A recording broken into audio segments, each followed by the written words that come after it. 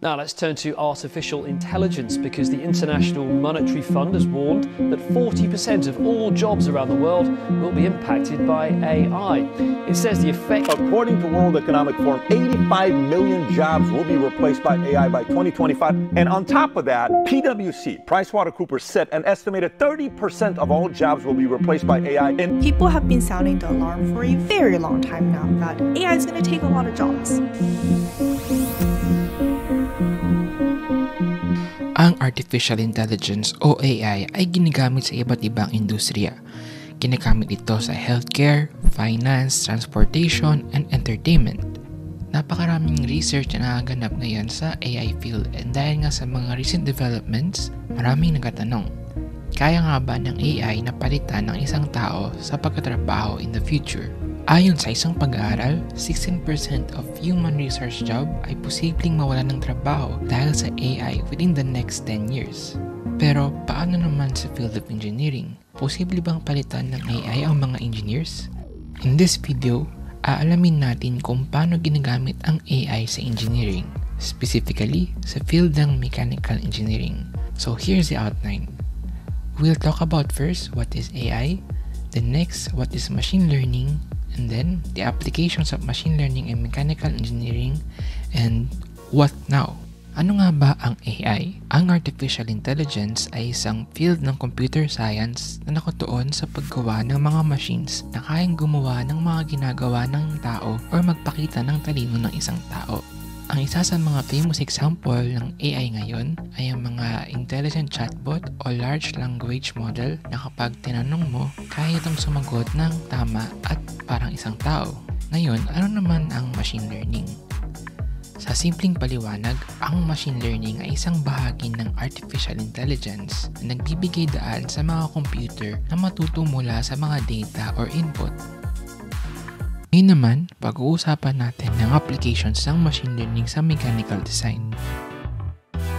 So sa video na ito, dalawang application lang ating pag-uusapan, at ito ay base sa research paper na na-publish noong 2023 na ang pamagat ay Engineering Applications of Artificial Intelligence in Mechanical Design and Optimization. I'll put the link in the description, and I encourage you guys to read the paper kasi dinitalya dito kung paano gumagana ang machine learning, and nagbigay pa dito ng maraming examples sa application ng machine learning sa mechanical design. But today, we'll only talk about two applications of AI in mechanical design.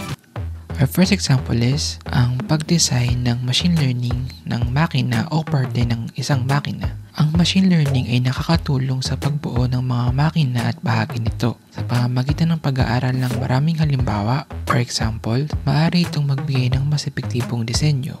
And nagbigay sila ng isang particular example ng tawag ay Generative Design and Verification of 3D Conceptual Wheel Models. I'll link the paper down below if you want to read the paper, but basically, gumawa ang mga researchers ng step-by-step process para makapagdisenyo ng gulong from 2D images up until sa 3D models with testing gamit ang AI. At ayon din sa mga researchers, makakatulong ito sa mga engineers para makakita ng maraming 3D models and i-test at mamili kung ano ang best starting point for more detailed design work. So ang second application naman ng AI sa mechanical engineering ay ang predictive maintenance. Ito naman ay ang pagpe-predict ng machine bago ito masira or mag-fail. Mahalaga ito kasi sa mga pabrika, pine-prevent ito ang pagkakaroon ng downtime, which means hindi gumaganing machine, and kapag hindi gumaganing machine, hindi sila makakapag-produce ng product. And if hindi sila makapag-produce ng product, magkakaroon sila ng loss sa kanilang kita. So, paano ginagawa ang predictive maintenance? First, kailangan mong mag-collect ng data about sa machine. It's either through sensors or looking up the historical data para malaman mo yung history of failures ng isang machine. And then, they use this data and process it using machine learning para ma-predict kung kailan may sira ulit ang machine na ito. So, dahil alam mo na kung kailan may sira ang machine, gagawa ka na ng maintenance bago pa ito masira. Kaya ang tawag dito ay predictive maintenance. Through this, may iwasan mo ng masira ang machine and may iwasan mo pa ang downtime. At dahil dito, hindi ka mawawalan ng loss sa iyong kita. marami pang applications ang machine learning sa mechanical design. And para di tayo mapag-iwanan, kailangan palagi tayong updated sa mga trends and recent developments ng AI sa mechanical engineering. Kasi whether we like it or not, in the coming future, AI will really be a big part of our work and our life.